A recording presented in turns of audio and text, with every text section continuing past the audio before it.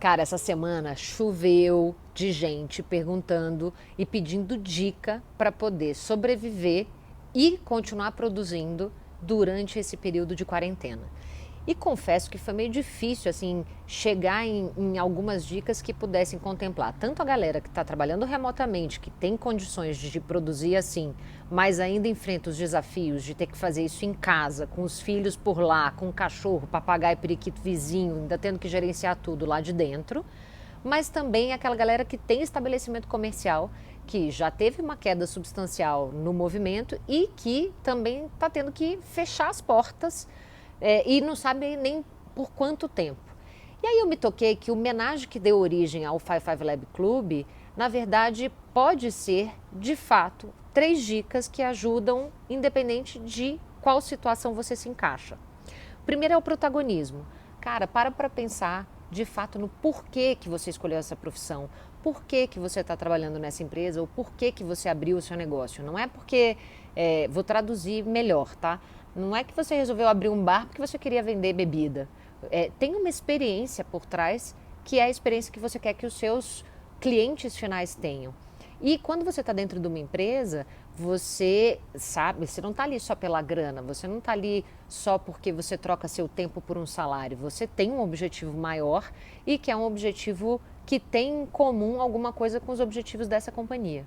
Então, se você entrar em contato com a razão que te movimenta todos os dias, talvez você tenha insights do que você pode fazer durante esse período de crise e às vezes isso pode até se tornar um negócio ou uma unidade de negócio nova.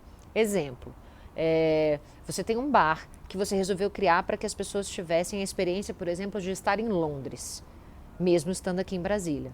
Só que, cara, você teve que fechar as portas. Por que não, então, criar um kit de harmonização da cerveja X com a comida Y que dá aquela sensação de ser teletransportado para lá, mas você fazer isso no esquema de delivery, ou levar isso para dentro das casas das pessoas com uma playlist de músicas que você toca no teu estabelecimento.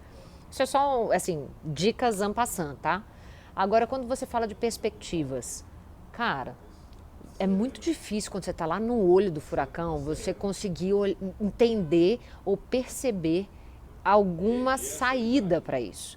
Então, é hora de você pegar o telefone, falar com seus fornecedores, falar com seus clientes, falar com seus colaboradores, compartilhar ali com eles quais são suas ideias e o que pode ser feito, porque de repente quem está num outro ponto de vista pode ter uma visão completamente diferente que vai de repente te dar aquele estalo que eu comentei na primeira dica. Então, vamos supor que você tem aí um salão de beleza.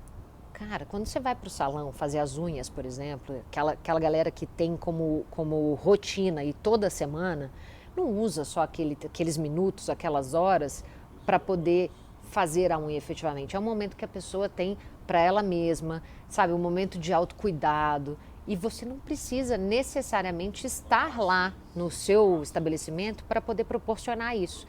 Então, que tal olhar quem são aquelas mulheres ou aquelas mulheres ou aqueles homens que frequentam o teu salão nos mesmos horários toda semana, propor um encontro entre essa galera para elas trocarem ideia do que está acontecendo no dia a dia nessa época de quarentena e aproveitar para dar umas dicas de como eles devem se cuidar em casa até a hora que você abrir o seu estabelecimento depois, ou até o dia, né, que você abrir o seu estabelecimento. De repente, dali pode surgir a ideia de um curso de autocuidado em casa. Porque, mas aí eu vou perder cliente depois? Não, não vai. É um jeito de você se posicionar na crise, mantendo o relacionamento que você tem com os seus clientes e seus colaboradores e de repente nessa pode ser que saia, por exemplo, uma opção de atendimento a domicílio com quem já está ali perto da região, que não precisa se deslocar tanto, quando a gente estiver saindo dessa época mais difícil de clausura, né? Ou de confinamento. E a terceira dica é de preliminares. O que isso quer dizer? Cara, não é hora de tentar bancar o fodão, de tipo, a crise não me abala, ou não me atacou, não chegou a mim, eu não sou do grupo de risco.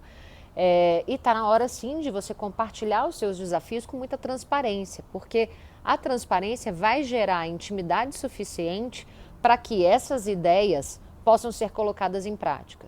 O que eu estou querendo dizer com isso? Porra, se você tem hoje uma dificuldade de pensar se você vai dispensar colaborador, reduzir carga horária, se você vai fechar ou se você vai abrir em esquema de rodízio, se você vai ter que tomar um empréstimo ou se você vai ter que postergar pagamentos de fornecedores, cara, agora é a hora de você jogar limpo. Traz essa galera que você realmente confia, compartilha o desafio que você está enfrentando e veja se eles não têm sugestões para poder resolver isso, ou até mesmo se você conhece alguém que já passou pela mesma coisa e sabe como superar, porque, cara, é muito mais fácil você aprender com a experiência dos outros do que tentar ir lá, tipo, sozinho, na cara e na coragem. Você vai mitigar risco e diminuir custo. E isso eu acho que serve para qualquer âmbito de produção. Independente se você está em serviços, trabalhando remotamente em alguma companhia, ou se você é um empreendedor e um empresário que tem que tomar algumas decisões difíceis nesse momento. Nada mais justo do que trazer todo mundo que faz parte dessa sua microcomunidade para tomar decisão com você. Beleza? Eu acho que essas são as dicas que vão fazer a gente superar esse momento com menos sofrimento. A gente se vê em breve, tá bom?